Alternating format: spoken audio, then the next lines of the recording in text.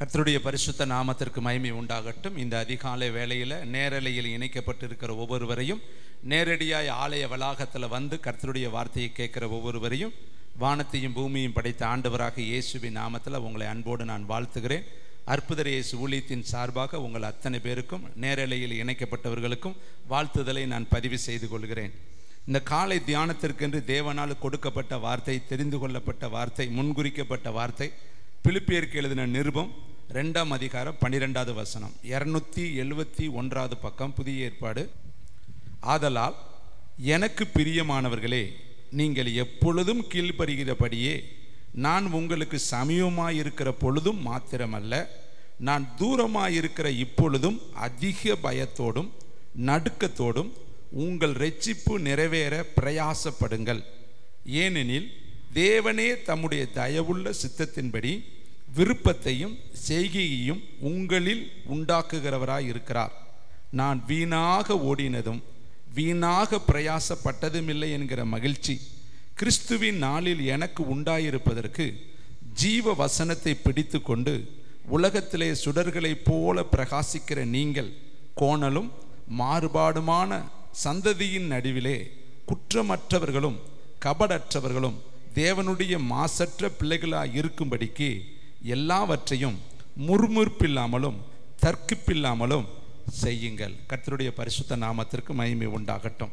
இந்த அருமையான கால வேளையில் பிலிப்பு பட்டணத்திற்கு பவுலடிகள் அங்கே இருக்கிற பரிசுத்தவான்களுக்கும், அங்கே இருக்கிற கண்காணிகளுக்கும், அங்கே இருக்கிற உதவிக்காரர்களுக்கும் இந்த நிருபம் பவுலடிகளும் தீமோத்தேயும் இணைந்து எழுதப்பட்ட நிருபம். 1ஆம் அதிகாரம் 1ஆம் வசனத்தை பாருங்கள். ஒவ்வொரு நிருபமும் யாருக்கு யார் எழுதினார் என்பதை நம்ம தெரிந்து கொள்ளணும். 1ஆம் அதிகாரம் 1ஆம் வசனம், இயேசு கிறிஸ்துவின் ஊழியக்காரனாகிய பவுலும் அடுத்து தீமோத்தேயும், 2 பேரும் ஆவிக்குரிய தகப்பனும் ஆவிக்குரிய மகனும். என் குமாரனாகிய தீமோத்தேயுவே என்று பவுல் எழுதுகிறார்.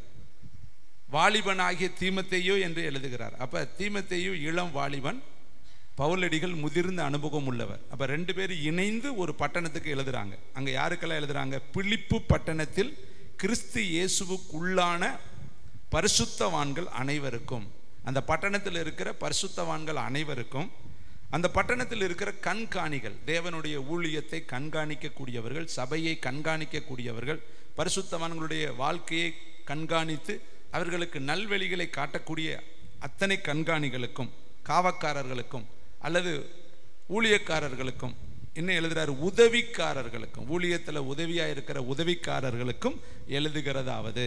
அப்போ இது பரிசுத்தவான்களுக்கு எழுதப்பட்ட கடிதம், கண்காணிகளுக்கு எழுதப்பட்ட கடிதம், உதவிக்காரர்களுக்கு எழுதப்பட்ட கடிதம். ஒருவேளை நீங்கள் ஊழியத்தில் கண்காணியாக இருக்கலாம், உதவிக்காரர்களாக இருக்கலாம், அல்லது ஊழியத்தில் நீங்கள் பரிசுத்தவான்களாக இருக்கலாம், அல்லது ஊழியம் செய்து கொண்டு இருக்கிறவங்களாக இருக்கலாம். ஏதோ ஒரு விதத்தில் நீங்கள் ஏதோ ஒரு இடத்துல நீங்கள் இருந்தால் உங்களுக்கு தான் இந்த நிருபம் இந்த காலை வேளையில் எழுதப்பட்டதை நான் உங்களுக்கு காண்பிக்க விரும்புகிறேன்.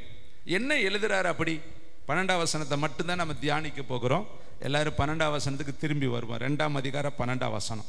ஆதலால் எனக்கு பிரியமானவர்களே, அவர் அந்த நிருபம் எழுதும் பொழுது அந்த கண்காணிகளுக்கும் உதவிக்காரர்களுக்கும் அந்த பரிசுத்தவான்களுக்கு அவர் எழுதுறாரு, எனக்கு பிரியமானவர்களே, நீங்கள் எப்போதும் எனக்கு கீழ்ப்படிந்தபடியே நான் உங்களுக்கு சமீபமாக இருக்கும் பொழுது மாத்திரமல்ல. இன்னைக்கு அநேகர் சமீபமாக இருக்கும் பொழுது கீழ்ப்படிவாங்க. பக்கத்தில் இருந்தீங்கன்னா சொன்னதெல்லாம் கேட்பாங்க, தூரமாக போயிட்டா கேட்க மாட்டாங்க. அவர் எழுதுறாரு, நான் சமீபமாக இருக்கும் பொழுது கீழ்ப்படுகிறபடியே, இப்போ நான் உங்களை விட்டு ரொம்ப தூரத்தில் இருக்கிறேன், நான் இப்பொழுது அதிக நான் தூரமாக இருக்கிற இப்பொழுதும். அப்போ சமீபமாக இருக்கும் பொழுது நான் என்ன சொன்னாலும் நீங்கள் கேட்டீங்க, கண்காணிகளாகிய நீங்கள் கேட்டீங்க,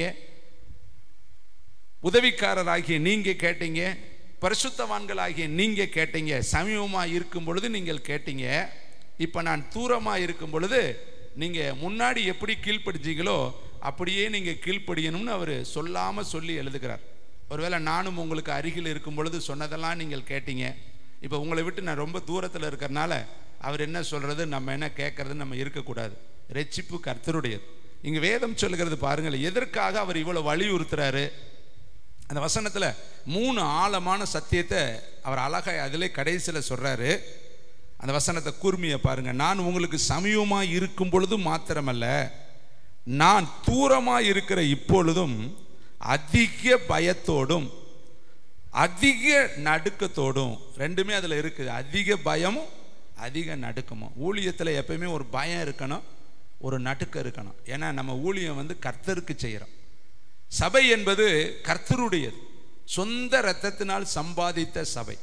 இந்த சபை யாருடையது? கர்த்தருடையது. சபைக்கு தலைவர் கர்த்தரே என்று வேதம் சொல்கிறது. ஒரு மனைவி புருஷனுக்கு கீழ்ப்படிவது போல சபையானது இயேசு கிறிஸ்துவுக்கு கீழ்ப்படியணும். வேதம் சொல்லுது, சபை கூடுதலை சிலர் விட்டுவிடுவது போல நீங்கள் விட்டுவிடாதிருங்கள் என்று சொல்லி வேதம் சொல்கிறது. ரட்சிக்கப்பட்டவர்களை கர்த்தர் அனுதினமும் சபையில் சேர்த்தார் என்று சொல்லி வேதம் சொல்கிறது. சபையை அவர் போஷித்து காப்பாற்றுகிறார், போஷிக்கிறார் என்று சொல்லி வேதம் சொல்கிறது. சபை கடைசி நாளில் எடுத்துக்கொள்ளப்படும் என்று சொல்லி வேதம் சொல்லுகிறது. சபையிலே நியாய தீர்ப்பு தொடங்கும் என்று சொல்லி வேதம் சொல்கிறது. எல்லாமே சபையை குறித்து தான் எழுதப்பட்டிருக்கு. தெருவில் கடந்தவன, அடிபட்டு கடந்தவன, எருசலேமிலிருந்து எரிகோவுக்கு போனவன் வழியிலே கள்ளர் கையில் அகப்பட்டு குற்றுயிராய் கடந்தவன அதை எடுத்து அவனை கொண்டு எங்கே விட்டாரு? சத்திரத்தில் விட்டார். அந்த சத்திரத்தை எதை காண்பிக்கிறது? சபையை காண்பிக்கிறது. ஒரு காலத்தில் நம்ம தெருவில் கடந்தோம், அடிபட்டு கடந்தோம், நுசல் கொண்டு கடந்தோம், நொறுக்கப்பட்டு கடந்தோம், செயலற்று கடந்தோம், செய்வதறியாவது கடந்தோம், பாவத்தின் அடித்தளத்தில் கடந்தோம். அங்கே இருந்த நம்மளை கர்த்தர் எடுத்து தூக்கி சுமந்து கொண்டு சத்திரத்தில் கொண்டு விட்டிருக்கிறார். இந்த சத்திரம் என்பது சபை. இங்கே என்ன செய்யப்படுகிறது? உங்களை பராமரிக்கப்படுகிறது, உங்களை விசாரணை செய்யப்படுகிறது. உங்களுக்கு 2 பணங்களை கர்த்தர் கொடுத்திருக்கிறார். ஒன்று பழைய ஏற்பாடு, இரண்டாவது புதிய ஏற்பாடு. 2 பணங்களை கொடுத்து உங்களை இவைகளை கொண்டு விசாரிக்க சொல்லி கர்த்தர் கொடுத்திருக்கிறார். இங்கே இந்த சபையை அவர் வேலி அடைத்து பாதுகாக்கிறாராம். தினந்தோறும் அதுக்கு தண்ணி ஊற்றுகிறாராம். அது வளரும்படி கற்களை எல்லாம் பொறுக்கிறாராம். அதன் மேலே அவர் கவனம் வைத்திருக்கிறாராம். இத்தனைக்கும் காரணம், உங்களை பரலோகத்தில் அவர் கொண்டு போய் சேர்ப்பதற்காக பராமரிக்கப்படுகிற ஒரு இடம்தான் இந்த சபை, தேவனுடைய பிள்ளைகளே. அப்போ இங்கே வேதம் சொல்லுது, எப்படி நம்ம இருக்கணுமா? பயத்தோடும், அடுத்து வேதம் சொல்கிறது பாருங்க, நடுக்கத்தோடும். எதற்காக இருக்கணுமா? உங்கள் ரட்சிப்பு நிறைவேற பிரயாசப்படணும். இப்போ நீங்கள் எல்லாம் ஒரே கேள்விக்கு ஒரே பதில் சொல்லுவீங்க. ரட்சிக்கப்பட்டுட்டீங்களா பிரதர்னு கேட்டால் உங்கள் தலை வேகமாக ஆமாம் பிரதர்னு சொல்லுவீங்க. எல்லாருமே சொல்லுவீங்க. ஏன்னா இங்கே இருக்கிறவங்க எல்லாம் ரட்சிக்கப்பட்டவர்களை அனுதினமும் கர்த்தர் சபையில் கொண்டு சேர்த்தார். அப்போ ரட்சிக்கப்பட்டவங்க தான் இங்கே வந்திருப்பாங்க, ரட்சிக்கப்பட்டவங்க தான் ஞானஸ்தானம் எடுப்பாங்க, ரட்சிக்கப்பட்டவங்க தான் கர்த்தருடைய நாமத்தை தொழுது கொள்வார்கள். வேதம் சொல்லுது, கர்த்தருடைய நாமத்தை தொழுது கொள்கிற எவனும் ரட்சிக்கப்படுவான். ஆனால் இந்த நிகழ்வு எப்போ நடக்குது? நீங்கள் என்னைக்கு இயேசுவை ஏற்றுக்கொண்டீங்களோ அன்னைக்கு நடக்கிறதா இந்த ரட்சிப்பு. ஆனால் அடுத்த நாள், அடுத்த நாள், அடுத்த நாள், அடுத்த வருஷம் நீங்கள் தினந்தோறும் ரட்சிக்கப்படணும். ரட்சிப்பு என்பது ஒரு நாளில் ஏற்பட்டது, கடைசி நாள் வரையும் அது நிலை நிற்கிறது அல்ல. வேதம் சொல்கிறது, மத்தேயு புஸ்தகத்தில் 24ஆம் அதிகாரம் 13ஆம் வசனம் எடுக்க வேண்டாம், முடிவு பரியந்தமும் நிலை நிற்பவனே ரட்சிக்கப்படுவான். அப்ப ரட்சிப்பு ஒவ்வொரு நாளும் உங்களுக்கு தேவை. ஒவ்வொரு நாளும் நீங்கள் ரட்சிப்பை புதுப்பித்து கொள்ளணும். ஒவ்வொரு நாளும் காலை வேளையில எழுந்து பயத்தோடு நடுக்கத்தோடு கர்த்தரை சேவிக்கும் பொழுதுதான் உங்களுடைய ரட்சிப்பு உங்களுக்குள்ளே நிலை நிற்கும். தேவனுடைய பிள்ளைகளே, ஏன் என்று கேட்டால், இந்த உலகத்துல பயங்கரமான சம்பவங்கள் நடக்கிறபடினா அநேகருடைய ரட்சிப்பு இந்த நாட்களில் இழந்து போய் விடுறாங்க. பாருங்க, இங்க வேதம் சொல்லுது, முதலாவது நம்ம ஸ்டெப் பை ஸ்டெப்பா கடந்து போனால் இதை இலகுவாய் உங்களால் புரிந்து கொள்ள முடியும். ஒன்று நடுக்கம் இருக்கணும், அடுத்து வேதம் சொல்கிறது பாருங்கள் பயம் இருக்கணும், அடுத்து பிரயாசம் இருக்கணும். எதற்காக? உங்கள் ரட்சிப்பு நிறைவேறும்படி, அது முடிவடையும்படி, நிலைத்திருக்கும்படி நீங்க ஒவ்வொரு நாளும் உங்க ரட்சிப்புக்காக பிரயாசப்படணும். உங்க பரிசுத்தத்துக்காக நீங்க பிரயாசப்படணும். உங்க ஊழியத்திற்காக நீங்கள் பிரயாசப்படணும். உங்களுடைய வாழ்க்கையில நடக்கிற ஒவ்வொரு காரியத்திற்காக பிரயாசப்படும் பொழுதுதான் அந்த பிரயாசத்தினால தான் அது நிலைநிறுத்தப்படும். பாருங்கள், வேதம் சொல்லுகிறது, யாக்கோப்பு எழுதின பொதுவான நிருபம் 314வது பக்கத்தை நாம் ஜெபத்தோடு எடுத்துக்கொள்வோம். புதிய ஏற்பாடுல தயவுசெய்து எல்லாரும் வேதத்தை படிக்கணும். காலை வேளையில் வேதம் நம்முடைய இருதயத்திற்கு இலகுவாக புரியும், அது இதமானதாக இருக்கும். யாக்கோப்பு எழுதின பொதுவான நிருபம் 2ஆம் அதிகாரம் 20வது வசனம், 314வது பக்கம் புதிய ஏற்பாட்டில் வாசிக்கலாம். 20வது வசனம், வீணான மனுஷரே, கிரிகளில் இல்லாத விசுவாசம், கிரிகளில் இல்லாத விசுவாசம் செத்ததென்று நீ அறிய வேண்டாமோ? அப்ப கிரிகை இல்லாத விசுவாசம் செத்தது. அதே வசனத்துல 26ஆம் வசனத்துல வாசிங்க, அந்தபடியே ஆவி இல்லாத சரீரம் செத்ததா இருக்கிறது போல கிரிகள் இல்லாத விசுவாசம் செத்ததா இருக்கிறது. அப்ப விசுவாசம் எப்படி காண்பிக்கப்படுகிறது? கிரிகளினால தான் காண்பிக்கப்படுகிறது. கிரியை இல்லாவிட்டால் நீ வெறும் வாயில விசுவாசிக்கிறேன்னு சொன்னா அது செத்தது. அதுக்கு உதாரணம் 2 சொல்றாரு. 1 ஆபிரகாம் 21வது வசனத்தை பாருங்க. நம்முடைய பிதாவாகிய ஆபிரகாம் தன் குமாரனாகிய ஈசாக்கை பலிபீடத்தின் மேல் செலுத்தின பொழுது கிரிகளினால் அல்லவா நீதிமானாக்கப்பட்டான். ஆபிரகாமுக்கிட்ட கர்த்தர் ஒரு சோதனை வைத்தார். வேதம் சொல்லுது ஆபிரகாமை கர்த்தர் சோதித்தார். வேற எங்கேயுமே பார்த்தா சோதிக்கப்படுகிற எவனும் நான் தேவனால் சோதிக்கப்படுகிறேன் என்று சொல்லாதிருப்பானாக. தேவன் பொல்லாங்கினால் ஒருவனையும் சோதிக்கிறவர் அல்ல, அவனவன் தன் இச்சையினால் சிக்குண்டு சோதிக்கப்படுகிறான் என்று வேதம் சொல்லுது. வேதத்துல சோதிக்கப்படும்படி ஆவியானவராலே இயேசு வனாந்தரத்திற்கு கொண்டு போகப்பட்டார் என்று எழுதியிருக்கு. ஆனா தேவன் ஒரு மனிதனை சோதித்த இடம் வேதத்துல நீங்க வாசித்து பார்த்தால் ஆபிரகாமை கர்த்தர் சோதித்தார். எப்ப சோதித்தார்? அவனுக்கு ஈசாக்கை கொடுத்த பின்பு அந்த ஈசாக்கின் மேல அவனுடைய பிரியம் கடந்து போன பொழுது, ஈசாக்குக்கு பின்னாடியே தன்னுடைய ஓட்டத்தை அவன் ஓடிக்கொண்டு இருக்கும் பொழுது, பரலோகத்தை அவன் மறந்து போன பொழுது, தேவனுடைய அழைப்பை அவன் இழந்து போன பொழுது, அந்த பிள்ளை மேலேயே தன்னுடைய கவனத்தை வைத்து அந்த பிள்ளைக்கு பின்னாடியே தன்னுடைய நாட்களை எல்லாம் அவன் செலவழித்து கொண்டு இருக்கும் பொழுது கர்த்தர் அங்கே அவனை சோதித்தார். என்ன சொன்னார்? உன் நேசகுமாரனும் உன் ஏக சுதனுமாகிய ஈசாக்கை எடுத்துக்கொண்டு நான் உனக்கு காட்டுற மலை மேல கொண்டு வந்து அவனை எனக்கு தகன பலியிடு. அந்த இடத்துல தான் கர்த்தர் ஆபிரகாமை சோதித்தாரு. எதுக்கு சோதித்தாரு? இவன் என் வார்த்தைக்கு கீழ்ப்படிவானா, அல்ல என்னை விட மகனை நேசிப்பானா, அல்லது என்னை விட தன்னுடைய குடும்பத்தை நேசிப்பானா? இப்ப இந்த இடத்துல இந்த சோதனைக்கு வைக்கப்படுகிற டெஸ்ட் என்னன்னா, எதற்காக இந்த சோதனை? அவனுடைய அன்பை தேவன் பரிசோதித்து பார்க்க, அவனுடைய கீழ்ப்படிதலை கர்த்தர் பரிசோதித்து பார்க்க, அவனுடைய கிரியைகளை கர்த்தர் பரிசோதித்து பார்க்க, அவனுடைய பயத்தையும் நடுக்கத்தையும் பிரயாசத்தையும் கர்த்தர் பரிசோதித்து பார்க்க இந்த சோதனையை அவனுக்கு வைத்தார்.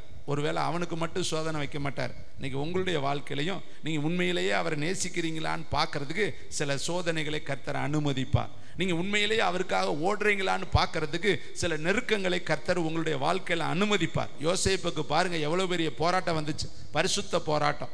அவனுடைய வாழ்க்கையை வீழ்த்தும்படி ஒரு பெண் நித்தமும் கண்ணு போட்டாள் என்று வேதம் சொல்கிறது. அந்த இடத்துல அவனுக்கு வைக்கப்பட்ட கண்ணி பரிசுத்தத்தை கெடுக்கும்படி பிசாசானவன் எழும்பி புறப்பட்டு வந்தான். ஆனால் அதிலே யோசேப்பு ஜெயித்து தேவனுக்கு விரோதமாய் பாவம் செய்வது எப்படி என்று தேவனுடைய நாமத்தை மகிமைப்படுத்த அந்த இடத்தை விட்டு ஓடி போனான் என்று சொல்லி வேதம் சொல்கிறது. அந்த இடத்துல அவனுக்கு வந்த ஒரு சோதனை தேவனுடைய பிள்ளைகளே. இந்த ஆபிரகாமுக்கு வந்த சோதனையில என்ன பண்ணினார்? முதல்ல ஆபிரகாம் தன்னுடைய மனைவிக்கு தெரியப்படுத்தல. ஏன் என்றால் தெரியப்படுத்தியிருந்தா இந்த குழந்தைக்காகத்தான் அவள் பட்ட பாடுகள் அளவே கிடையாது. நிச்சயமா இந்த குழந்தையை பலி செலுத்த அவள் விடமாட்டாள். அதனால அவனுக்கு ஆபிரகாமுக்கு தெரியும், என் சோதனையை நான் ஜெயிக்கணும்னா, என் சோதனையில நான் தேவனை மகிமைப்படுத்தணும்னா, நான் சோதனையில ஜெயமுள்ளவனாய் மாறணும்னா சொல்லக்கூடாத இடத்துல இதை சொல்லக்கூடாதுன்னு முதலாவது தன் மனைவிக்கு சொல்லாதபடி அவன் மறைத்தான். இரண்டாவது தன்னுடைய வேலைக்காரர்களுக்கு சொல்லாதபடி அதை மறைத்தான். மூன்றாவது தன்னுடைய மகனுக்கு சொல்லாதபடி அதை மறைத்தான்.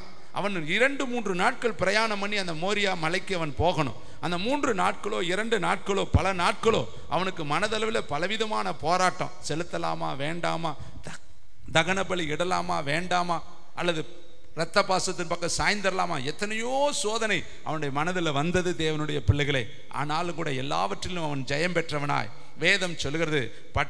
பட்டயத்தை எடுத்து பிள்ளையாண்டானை வெட்ட போகிற பொழுது கர்த்தர் சொல்றாரு, நீ தேவனுக்கு பயப்படுகணும் என்பதை இப்பொழுது நான் அறிந்திருக்கிறேன், பட்டயத்தை உன் பிள்ளை மேல போடாதே என்று சொல்லி கர்த்தர் அந்த இடத்துல அவனுக்கு பேசினார். கைகளை தட்டி அந்த தேவாதி தேவனுக்கு ஒரு நன்றி சொல்லுவோமா? காண்கிற ஒரு தேவன் நம்மளோடு இருக்கிறார், உன் கீழ்ப்படிதலை பார்க்கிற தேவன். கர்த்தர் அழகா சொல்றார், நீ இப்பொழுது பயப்படுகணும் என்பதை நான் அறிந்தேன். அப்ப அந்த இடத்துல கர்த்தருடைய 7 கண்களும் ஆபிரகாமுடைய பலிபீடத்தை பார்த்துச்சு, ஆபிரகாம் விறகுகளை அடுக்குனதை பார்த்துச்சு, ஆபிரகாம் தன்னுடைய பிள்ளையை தூக்கி வைத்த அந்த கிரியைகளை கர்த்தர் பார்த்தார். இன்னைக்கு உங்களுடைய வாழ்க்கையிலையும் நீங்க விசுவாசிக்கிறீங்கன்னு சொன்னா வாயில சொல்லிக்கிட்டு வீட்டில் படுத்திருக்க கூடாது, கிரியை செய்யணும் தேவனுடைய பிள்ளைகளை.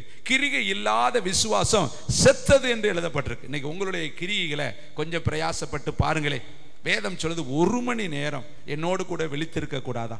என்ன கேட்டாரு பேதுருவை பார்த்து? 1 மணி நேரம் மம்பட்டி எடுத்து வெட்டுன்னு சொன்னாரா? 1 மணி நேரம் அந்த பாறையை சுமங்கன்னு சொன்னாரா? 1 மணி நேரம் நீ பெரிய வேலையை செஞ்சுட்டு வான்னு சொன்னாரா? 1 மணி நேரம் என்னோடு கூட நீ விழித்திருக்க கூடாதா? சோதனைக்கு உட்படாதபடி ஜெபம் பண்ண கூடாதா? இன்னைக்கு கர்த்தர் அதைத்தான் உங்களிடத்துல எதிர்பார்க்கிறார். எவ்வளவோ 24 மணி நேரத்தை கர்த்தர் உங்களுக்கு கொடுத்திருக்கிறாரு. உங்களுக்காக எவ்வளவோ நீங்கள் ஓடுறீங்க, பிரயாசப்படுறீங்க. உங்களுடைய குடும்பத்துக்காக நீங்க படுற பிரயாசத்திற்கு அளவே கிடையாது. ஆனால் கர்த்தருக்காக நீங்கள் படுகிற பிரயாசத்தினுடைய அளவை நீங்களும் நானும் தெராசுல தூக்கி வச்சு பாருங்க தேவனுடைய பிள்ளைகளை. இங்கு வேதம் சொல்லுது, உன் ரட்சிப்பு நிறைவேற பிரயாசப்படணும். நீங்க அன்னைக்கு பெற்றுக்கொண்ட அந்த பழைய துருத்தி மாவு இன்னைக்கு அது செல்லாது. அன்றைக்கே அந்த ரட்சிப்பை எத்தனையோ விதத்தில் நம்ம இழந்து போயிட்டோம். ஆபிரகாம் பாருங்கள், வேதம் சொல்லுது, கடைசி முடிவு வரையந்தமோ அவன் தன்னுடைய விசுவாசத்தை காத்துக்கொண்டு பிள்ளையை பலி செலுத்த அவன் துணிந்து போய் நின்னான். ஆனா ஆதாமும் ஏவாளும் ரட்சிக்கப்பட்டவர்கள் தான். கொண்டு போய் அழகா ஏதேன் தோட்டத்தில் வச்சார். ரட்சிப்பை அவர்கள் எப்படி இழந்தார்கள்? பிசாசுனுடைய வார்த்தைக்கு எப்போ அவங்க கீழ்ப்படிஞ்சாங்களோ அப்பொழுதே அவங்க ரட்சிப்பு அவர்களை விட்டு போயிருச்சு. எப்போ மோசே கோவப்பட்டாரோ அப்பொழுதே அவருடைய ரட்சிப்பு அவரை விட்டு போயிருச்சு. எப்போ தாவீது உரியாவினுடைய மனைவியை எட்டி பார்த்து இச்சை கொண்டானோ அப்பொழுதே அவனுடைய ரட்சிப்பு அவனை விட்டு போயிருச்சு. தேவனுடைய பிள்ளைகளே, எப்பொழுது சவுல் 7 நாள் பொறுத்திருக்க முடியாமல் துணிந்து தருவாங்க தகன பலி செலுத்தினானோ அப்பொழுதே அவனுடைய ரட்சிப்பு அவனை விட்டு போய்விட்டது. தேவனுடைய பிள்ளைகளே, தாவீது சொல்றாரு, ரட்சணியத்தின் சந்தோஷத்தை திரும்பவும் எனக்கு தார். அருமையானவர்களே, இன்னைக்கு நம்முடைய வாழ்க்கையில எத்தனையோ நாட்கள் நம்முடைய ரட்சிப்பை தொலைச்சிட்டோம். இதை நம்ம அறியாதபடி நம்முடைய மனக்கண்கள் குருடாக்கப்பட்டு நம்மை நாமே திருப்திப்படுத்தி கொண்டு நம்மை நாமே தைரியப்படுத்தி கொண்டு நம்ம ஓடுகிற பாதை சரி என்று ஓடிக்கொண்டிருக்கிறோம். இதை கேட்கிற தம்பி, தங்கச்சி, தாயே, தகப்பனே, பவுல் அழகாய் தீமத்தை சேர்ந்து அந்த பிலிப்பு பட்டணத்திற்கு உங்களுக்கு சொல்றாரு, உன் ரட்சிப்பு நிறைவேற பிரயாசப்படு. அப்ப ஒவ்வொரு நாளும் உன் ரட்சிப்பை காத்துக்கொள்ள நீ பிரயாசப்படணும்.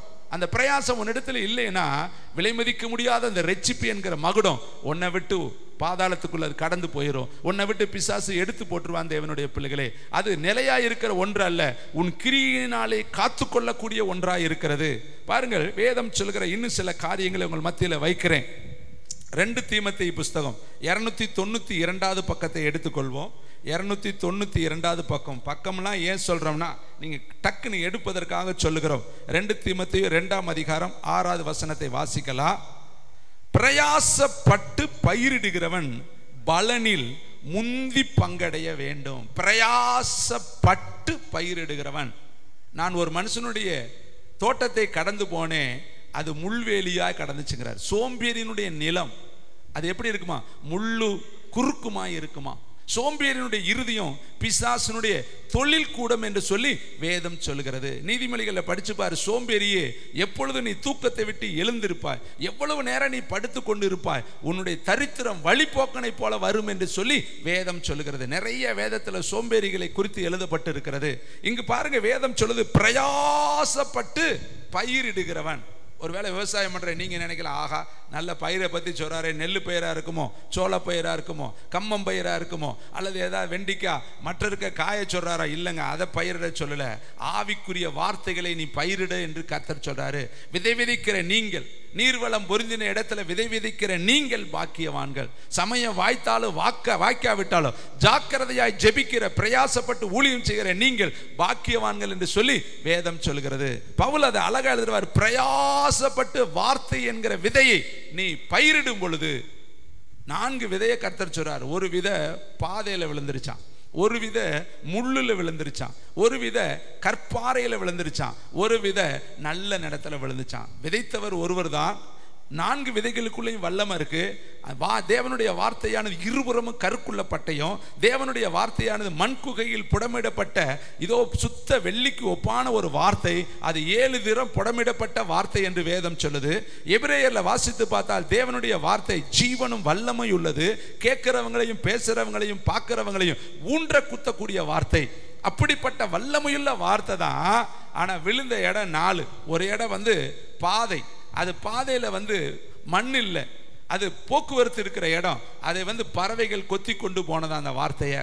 2வது கற்பாறையில விழுந்துச்சான். அந்த கற்பாறையில் விழுந்த பொழுது வேகமா முளைச்சிச்சான். ஆனா அடியில மண் இல்லாததுனால், அது வேர்விட வழி இல்லாததுனால் அது தேய்ந்து போனது என்று சொல்லி வேதம் சொல்லுகிறது. அதுபோல உலக கவலையும் ஐஸ்வர்யத்தின் மயக்கமும் அவர்களுக்கு உண்டானது என்று சொல்லி வேதம் சொல்லுது. அடுத்து பாருங்க, முள்ளுள்ள இடத்துல விழுந்துச்சு, வளர மேல வருது, ஆனா முள்ளு மேல அமுக்கிறதுனால அதுவும் செயலற்று போனதா. அதே போல 4வது விதை சொல்றாரு, நல்ல இடத்துல விழுந்துச்சான். அந்த விதை 30 பலன் கொடுத்துச்சான், 60 பலன் கொடுத்துச்சான், 100 பலன் கொடுத்துச்சான். அப்ப விதை எல்லாமே பவரான விதை தான், ஆனா விழுந்த இடம் தான். வேதம் சொல்லுது அவர்கள் உணராதபடியினால சாத்தான் வந்து அவருடைய வசனத்தை எடுத்துட்டு போயிட்டான். நீங்களும் வாரந்தோறும் பிரசங்கம் கேட்குறீங்க. இந்த உலகத்தில் எத்தனையோ பேர்களுக்கு பிரசங்கம் கேட்கவே வாய்ப்பு இல்லைங்க. எத்தனையோ இடத்துல சபை இல்லைங்க, எத்தனையோ இடத்துல ஆராதனையே இல்லைங்க, எத்தனையோ இடத்துல ஊழியக்காரர்களே இல்லைங்க. ஆனால் உங்களுக்கு தேவன் யார் மேலே இரக்கமாக இருக்க சித்தமாக இருக்கிறேனோ அவன் மேலே இரக்கமாக இருப்பேன், யார் மேலே மனதுருக்கமாக இருக்க சித்தமாக இருப்பேனோ அவன் மேலே மனதுருக்கமாக இருப்பேன் என்று சொன்னவ உங்களுக்கு இந்த இரக்கத்தை கொடுத்திருக்கிறார், உங்களுக்கு இந்த தயவை கொடுத்திருக்கிறாரு. பாருங்க, ஓமையை சொல்லும் பொழுது சொல்றாரு, இதெல்லாம் உங்களுக்கு வெளிப்படுத்தப்பட்ட நீங்க பாக்கியவான்கள். அநேகர்கள் கண்கள் இருந்து காணாது இருக்கிறார்கள், அநேகருக்கு காதுகள் இருந்து கேட்காது இருக்கிறார்கள், ஆனால் உங்களுக்கு அவைகள் எல்லாம் வெளிப்படுத்தப்பட்டிருக்கிறார், நீங்க பாக்கியவான்கள் என்று சொல்றாரு. அதுபோல நீங்க உண்மையிலே பாக்கியவான்கள். ஏன்னா காலை நேரத்தில் அழகாய் ஒரு சூழ்நிலை உட்கார்ந்து கர்த்தருடைய வார்த்தையை கேட்கிறீங்க.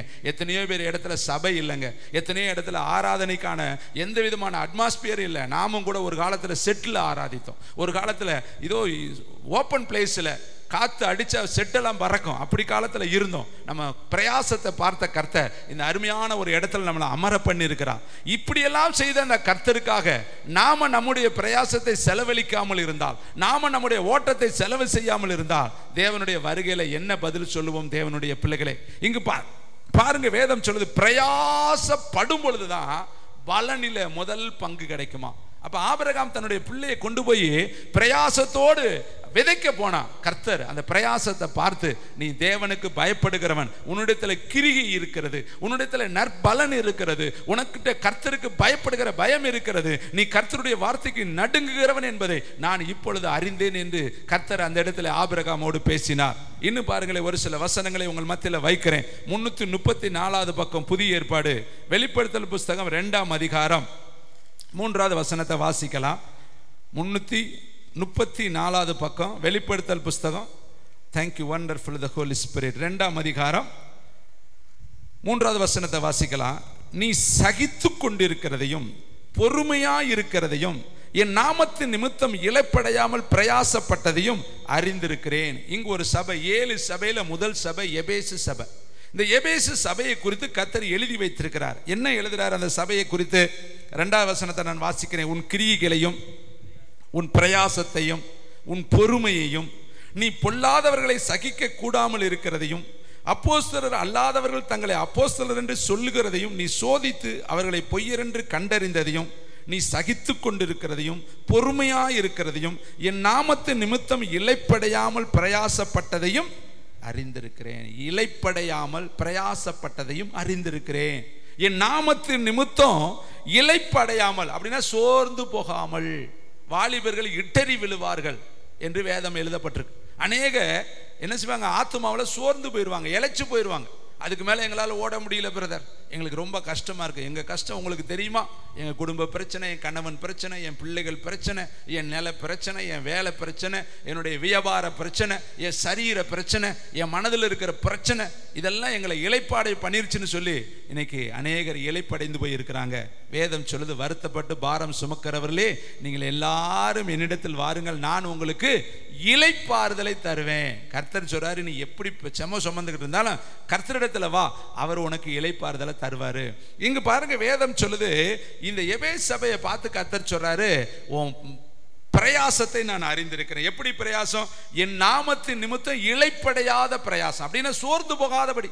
நாமும் தான் இந்த வருஷத்துல போன வருஷத்துல இருந்து 98 நாள் ஜபம், 56 நாள் ஜபம், 42 நாள் ஜபம், திரும்பவும் 7 நாள் ஜபம், திரும்பவும் 3 நாள் ஜபம், திரும்பவும் 98 நாள் ஜபம், தொடர்ந்து ஜபமும் நடத்திக்கிட்டே இருக்கிறோம்.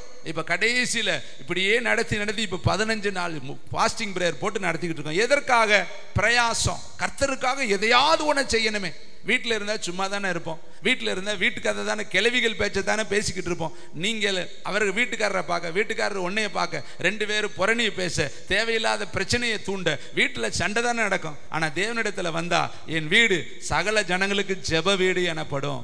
வேதம் சொல்லுது, என் ஜெப வீட்டில் நான் அவர்களை மகிழ பண்ணுவேன். வீட்டில் இல்லாத மகிழ்ச்சி, குடும்ப வாழ்க்கையில் இல்லாத மகிழ்ச்சி தேவனுடைய ஆலயத்தில் இருக்கு. தேவனுடைய பிள்ளைகளே, வேதம் சொல்லுது, என் சந்தோஷத்தையும் சமாதானத்தையும் நான் உங்களுக்கு வைத்து போகிறேன் என்று கர்த்தர் சொல்லுகிறாரு. அருமையானவர்களே, இந்த சபை பிரயாசப்பட்டுச்சான், இளைப்படையாமல் பிரயாசப்பட்டுச்சான். அப்ப நீயும் நானும் இந்த பூமியில இளைப்பாறுதலை இங்க தேடக்கூடாது. நமக்கு இளைப்பாறுகிற இடம் பரலோகம் தான். வேதம் சொல்லுது, பரிசுத்தவான்கள் எழும்பி எங்க காரியத்துக்கு நியாயம் செய்யலையான்னு கேட்கும் பொழுது பிதாவாகிய தேவன் சொல்றார், இன்னும் கொஞ்சம் காலம் இளைப்பாருங்கள். இன்னும் இந்த பூமியில நிறைய இரத்த சாட்சிகள் எழும்பணும். அந்த காலங்கள் நிறைவேறுகிற வரையும் நீங்கள் இளைப்பாருங்கள். அப்ப பரலோகத்துல தான் ஒரு மனிதனுக்கு இளைப்பாறுதல். இந்த பூமியில ஒரு நாளும் உங்களுக்கு இளைப்பாறுதல் கிடையாது. இன்னைக்கு நம்ம நினைக்கிறோம், நம்ம வழக்கத்தின்படி ஞாயிற்றுக்கிழமை கிறிஸ்தவ மாதிரி ஒரு நாள் வந்துட்டு மற்ற நாள் பூரா நம்ம வேலையை பார்த்துக்கிட்டு இருக்கிறோம். கர்த்தர் வேலையை எப்போங்க பார்க்கறது? ஞாயிற்றுக்கிழமை நீங்க வந்துட்டு போற 1.5 மணி நேரம் தேவனுடைய வேலையை பார்த்தால் போதுமா? அது நிறைவடைந்துருமா? அதுக்காகத்தான் கர்த்தர் ரத்தம் சிந்தினாரா? அதற்காகத்தான் சிலுவையில் அவர் தன்னுடைய ஜீவனை கொடுத்தாரா? அதற்காகத்தான் அவர் முள்முடி தாங்கினாரா? அதற்காகத்தான் அவருடைய கைகளிலும் கால்களிலும் ஆணிகள் கடாவப்பட்டுச்சா? அதற்காகத்தான் அவர் விழாவில ஈட்டினால் குத்தப்பட்டாரா? அதற்காகத்தான் அவர் சிலுவையை, அவ்வளவு கோர சிலுவையை சுமந்தாரா? நீங்க 1.5 மணி நேரம் செலவு செய்யக்கூடிய இந்த செலவுக்காகத்தான் அவர் இவ்வளவு பாடுகளை பட்டாரா? யோசித்து பாருங்க தேவனுடைய பிள்ளைகளே. எனக்காக பிரயாசப்படுகிறவன் யார்? எனக்காக ஓடுகிறவன் யார்? என்னுடைய ஊழியத்தை செய்கிறவன் யார்? யாரை நான் அனுப்புவேன்? யார் என் காரியமாய் போவான் என்று சொல்லி கர்த்தருடைய இருதயம் நமக்காக ஏங்குகிறது. தேவனுடைய பிள்ளைகளே, வாசற்படியில் நின்று கதவை தட்டுகிறேன். ஒருவன் என் சத்தத்தை கேட்டு கதவை திறந்தால் நான் உள்ளே பிரவேசித்து அவனோடு போஜனம் பண்ணுவேன், அவனும் என்னோடு போஜனம் பண்ணுவான் என்று கர்த்தர் எழுதி வைத்திருக்கிறாரு. வேதம் சொல்லுகிறது, 1 தீமோத்தேயு புஸ்தகம் 5ஆம் அதிகாரம் 17ஆம் வசனம். 289வது பக்கத்துக்கு கடந்து வருவோம். கர்த்தருடைய நாம மகிமைக்காக இந்த வசனங்களை வாசிப்போம். 1 தீமோத்தேயு புஸ்தகம் 5ஆம் அதிகாரம் 17வது வசனம். நான் விசாரணை செய்கிற மூப்பர்களையும் விசேஷமாய் திருவசனத்திலும் உபதேசத்திலும் பிரயாசப்படுகிறவர்களை இரட்டிப்பான கனத்திற்கு பாத்திரராக எண்ண வேண்டும். இங்கே வேதம் சொல்லுது, தீமோத்தேயுக்கு பவுல் எழுதும் பொழுது எழுதுறாரு, எந்த மனிதனை கனத்திற்கு பாத்திரராக மதிக்க வேணும், யாருக்கு அதிக கனத்தை கொடுக்கணும். நீங்க பாத்தீங்கன்னா எஸ்தர் புஸ்தகத்துல மொர்தெகாய்க்கு கனம் கொடுக்கப்பட்டுச்சு. அது எப்படிப்பட்ட கனம்? ராஜாவுக்கு நன்மை செய்தவனுக்கு ராஜாவினுடைய வஸ்திரம் கொடுக்கப்பட்டுச்சு, ராஜா ஏறுகிற குதிரை கொடுக்கப்பட்டுச்சு, அவனுக்கு தேசம் முழுவதும் வந்தனங்கள் செலுத்தப்பட்டுச்சு. காரணம், அவன் ராஜாவுடைய ஜீவனை, ராஜாவுக்கு ஏற்பட்ட விபத்தை விலக்கி அந்த ஆலோசனைகளை சொல்லி அவன் காப்பாற்றினவனுக்கு ராஜாவினுடைய கனம் கொடுக்கப்பட்டுச்சு. இங்க வேதம் சொல்லுது, பவுல் தீமோத்தேயுக்கு எழுதும் பொழுது சொல்றாரு, சபையானது யாருக்கு உதவி செய்யணும், யாரை கனம் பண்ணணும். வேதம் சொல்லுது 17ஆம் வசனம், நன்றாய் விசாரணை செய்கிற மூப்பர்களை. அப்ப சபையில நீங்க ஒவ்வொருவரும் ஒரு மூப்பர்.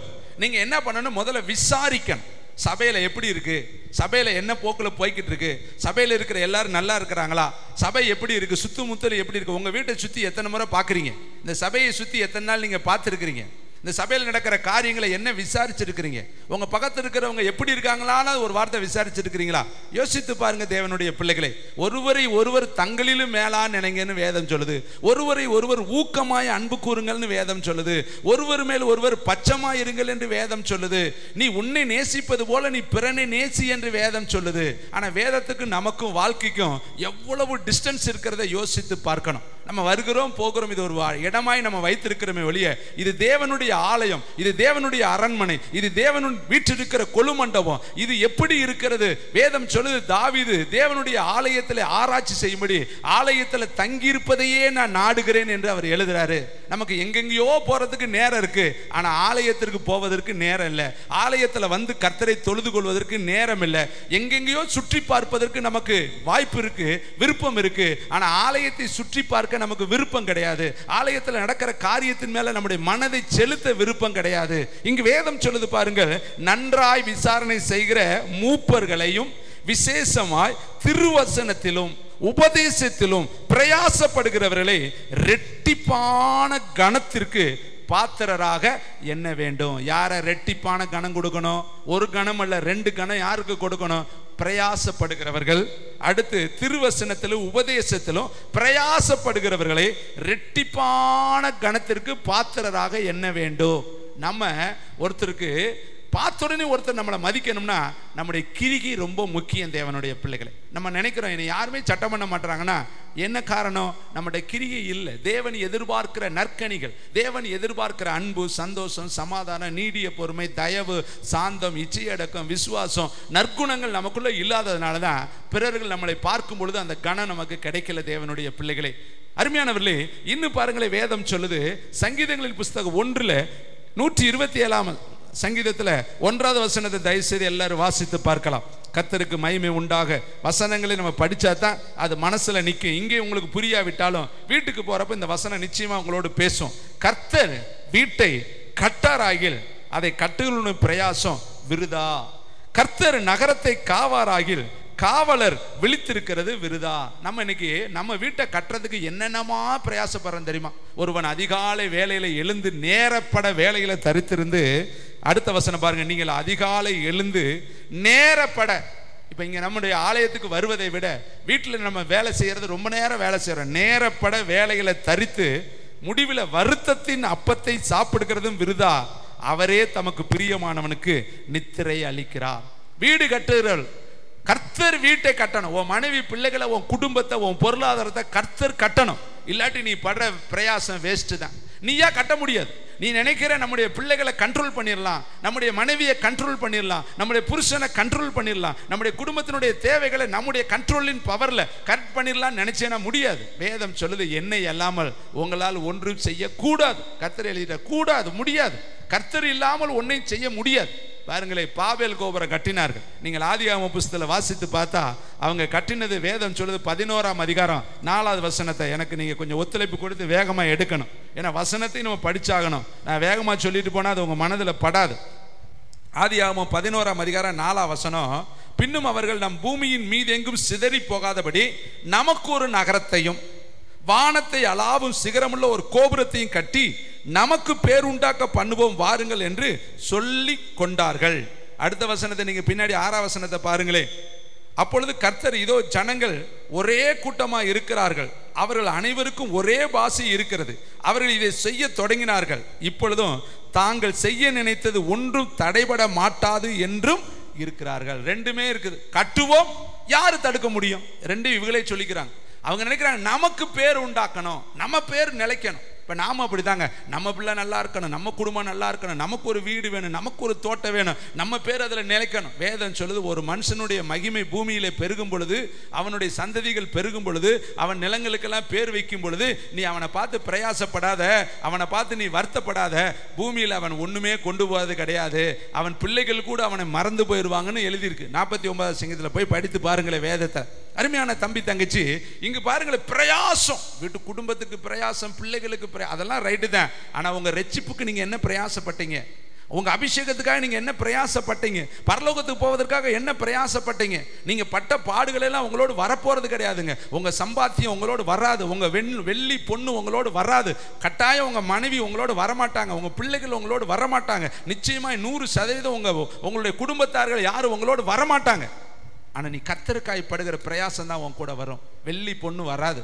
ஆனால் இந்த வெள்ளி பொண்ணுக்காக, பொருளுக்காக, உலகத்துக்காக என்ன ஓட்டம் ஓடுறோம். காலையில் எந்திரிச்சதுலேருந்து ராத்திரி படுக்கிற வரையும் ஓட்டம் தான். எப்போ பார்த்தாலும் வேலை வேலை வேலை வேலை வேலை வேலை வேலை.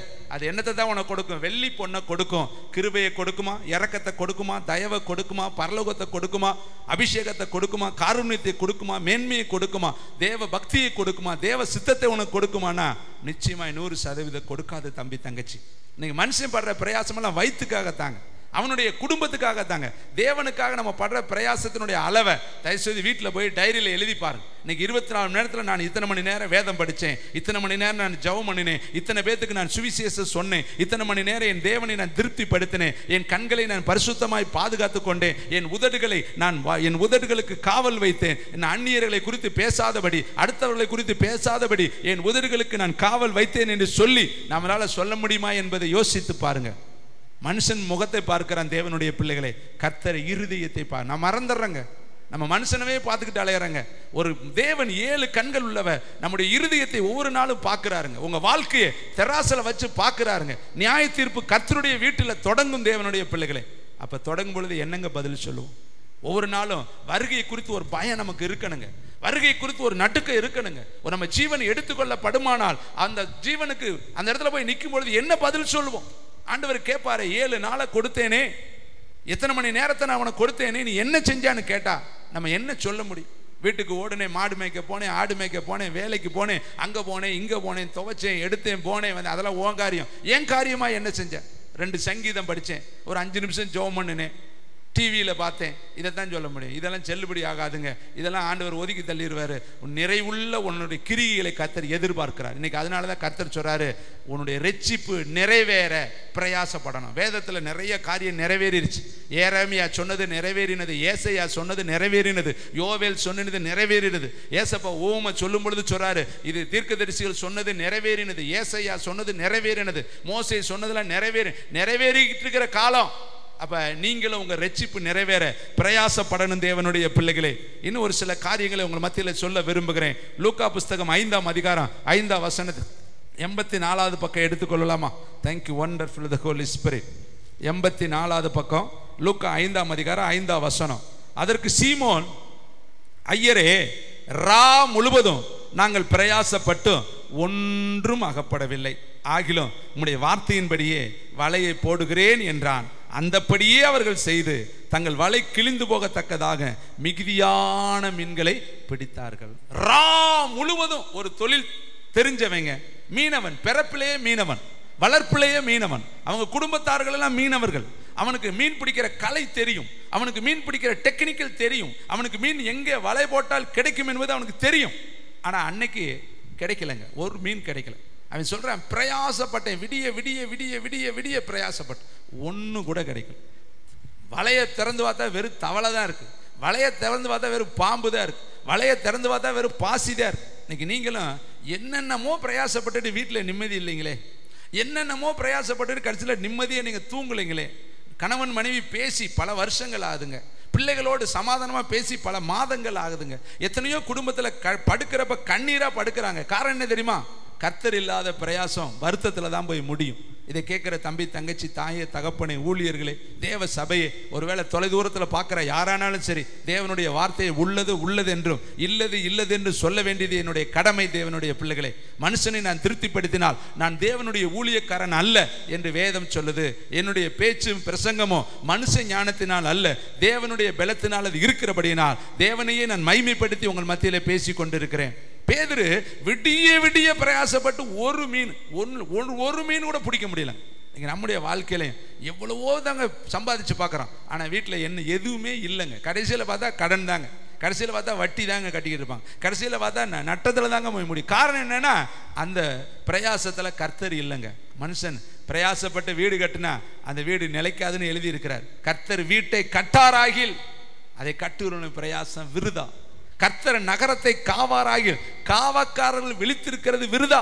இவன் விடிய விடிய மீன் பிடிச்சும் ஒரு மீன் இல்லை. கடைசியில் சொல்றேன், உம்முடைய வார்த்தையின்படி வலை போடுகிறேன். இன்னைக்கு கர்த்தருடைய வார்த்தை உனக்கு வருது, ஓ ரட்சிப்பு நிறைவேற பிரயாசப்படும். எதையாவது உன்னை கர்த்தருக்காக செய்யி. அந்த 4 குஷ்டரோகிகள் ஒன்று செஞ்சாங்க. நம்ம செய்யறது நியாயம் இல்லப்பா. அங்க தேசமே பட்டினியா கிடக்கு, உள்ள இருக்கிறவெல்லாம் சாப்பாடு இல்லாம கிடக்குறேன், உள்ள இருக்கிறவெல்லாம் தண்ணி இல்லாம கிடக்குறேன், உள்ள இருக்கிறவெல்லாம் நிம்மதி இல்லாம இருக்கிறேன். நம்ம மட்டும் எடுத்து வச்சுக்கிட்டு இருக்கிறது நியாயமா? நம்ம பட்டணத்துக்குள்ள போய் இந்த நற்செய்தியை சொல்ல வேண்டாமான்னு சொல்லி அவன் புறப்பட்டு போய் நற்செய்தி சொன்னார்கள். அவர்களுக்கு தெரியுது நம்ம செய்யறது நியாயம் அல்ல. இன்னைக்கு நம்முடைய வாழ்க்கையில உங்க நெஞ்சில கையை வச்சு சொல்லுங்க, நீங்க செய்யறது நியாயமா? ஒவ்வொருத்தரையும் ஜட்மெண்ட் பண்ணி பாருங்க. எவ்வளவு நேரம் பொன்னான நேரத்தை நீங்க மண்ணாக்கிக்கிட்டு இருக்கீங்க தெரியுமா? தூக்கத்துக்கு செலவழிச்சுக்கிட்டு இருக்கீங்க தெரியுமா?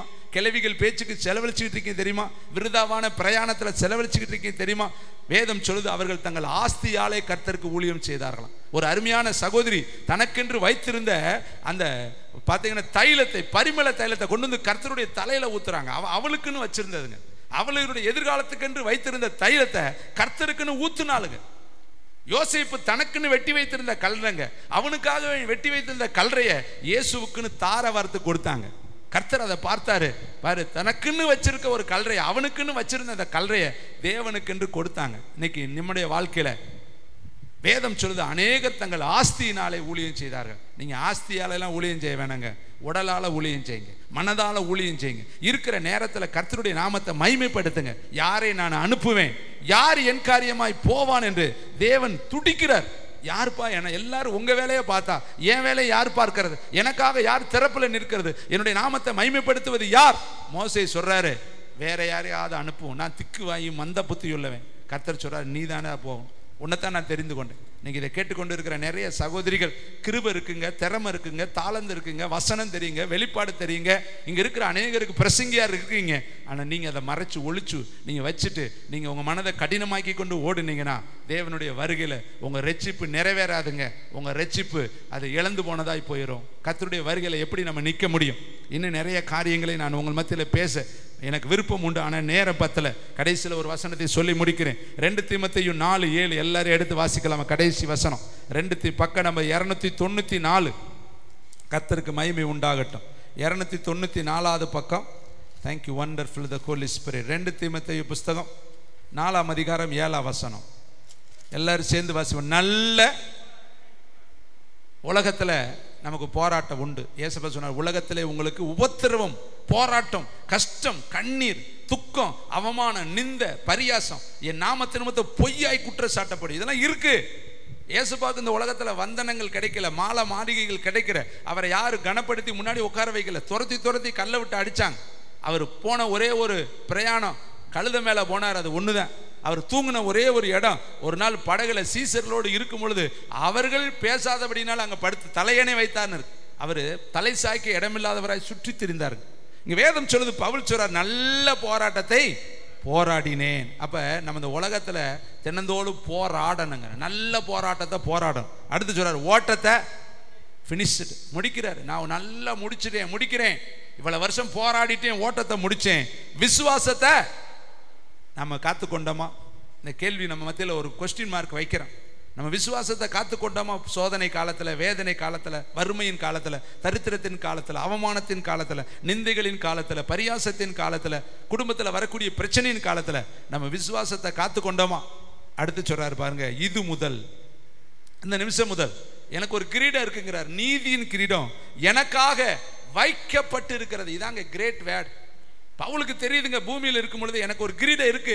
அந்த கிரீடம் நீதியின் கிரீடம், என் பிரயாசத்திற்குரிய கிரீடம். அவர் சொல்றார், நான் அதிகமாய் பிரயாசப்பட்டவன், அதிகமாய் அடிக்கப்பட்டவன், 1 குறைய 5 முறை மிலார்களால், யூதர்களால் நான் அடிக்கப்பட்டவன். கண் விழிப்புகளிலும், காவல்களிலும், கட்டுகளிலும், அடிகளிலும், உதைகளிலும், பிரயாசத்திலும் நான் 1 குறைய நான் கர்த்தருடைய ஊழியத்தை நிறைவேற்றிக்கிட்டே போனேங்கிறார். சொந்த சகோதரரால், கள்ள சகோதரரால், பிரயாணங்களால், நிறைய அந்த பட்டியலே எழுதுறார். யாரு என் தேவனுடைய அன்பிலிருந்து என்னை பிரிக்க முடியும்? ஓத்திரமோ, வியாகுலமோ, நாசமோசமோ, பட்டயமோ, துறைதனங்களோ, நிகழ்காரியங்களோ, வருங்காரியங்களோ எதுவும் என் தேவனுடைய அன்பிலிருந்து என்னை பிரிக்க மாட்டாது என்று நிச்சயத்திருக்கிறேன். பின்னானவைகளை மறந்து முன்னானவைகளை நாடி பரம அழைப்புதலின் பந்தய பொருளுக்காக லக்கை நோக்கி நான் தொடர்கிறேன். இன்னும் சொல்றாரு, ஆசையா போறேங்கிறார். நம்முடைய வாழ்க்கையில ஆசை வேணுங்க. ஊழியம் செய்வதற்கு ஆசை வேணும், ஜெபிப்பதற்கு ஆசை வேணும், கர்த்தருக்காய் பாடுபடுவதற்கு ஆசை வேணும், தாகம் தாங்க. அதாங்க நமக்கு நம்முடைய வீட்டில் ஒரு நல்ல காரியம்னா என்ன ஓடுறோம், நம்ம பிள்ளைகளை பார்க்க எவ்வளோ ஆசையாக ஓடுறோம். அது மாதிரி ஓடணுங்க. ஒரு ஆத்மாவுக்கு நான் சொல்லணுமேனு ஓடணுங்க.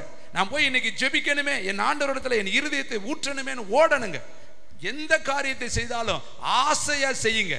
அது வருத்தத்தில் செய்யக்கூடாது, வேதனையில செய்யக்கூடாது, பலாத்காரத்தில் செய்யக்கூடாது, பிறர் உன்னை புஷ் பண்ணி செய்யக்கூடாது, பிறருக்காக நீ செய்யக்கூடாது.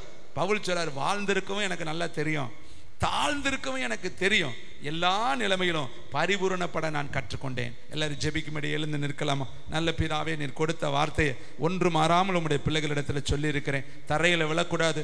100% இதை ஆசீர்வதிக்கப்படட்டும். கர்த்தர் தாமே இந்த வசனத்தின் மூலமா மகிமைப்படும். நேரலையில் இருக்கிற ஒவ்வொருவரும் தொடப்படட்டும். கர்த்தர் பெரிய காரியம் செய்வீர். இயேசுவின் நாமத்தில் ஆமென்.